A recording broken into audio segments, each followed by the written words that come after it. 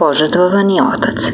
Vuk Vučica i 3 Vučića živeli su u šumi, skriveni od opasnosti. Ali jednog dana lovci su sa psima podigli hajku. Vuk tada reče Vučici: "Ti se sa decom skloni u tajnu jazbinu, a ja idem ka psima da ih navedem na svoj trag dok se vi ne spasete." Tada je potrčao ispred pasa tako da ga vide i oni su besno zalajali, pa svi potrčali za njim. Vučica i Vučići bili su spaseni, ali je požrtvovanom ocu pretila smrtna opasnost. Dugo je bežao i bežao i bežao i najzad osetio da ga snaga izdaje. "Svejedno šta će biti sa mnom," mislio je, "važno je da su deca bezbedna."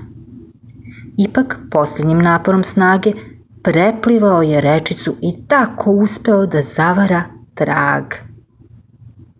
Kasnu noć požrtvovani otac ipak se vratio svojima. Čiča miča i gotova priča. Poljubite mamu i tatu i brzo na spavanje. Laku noć.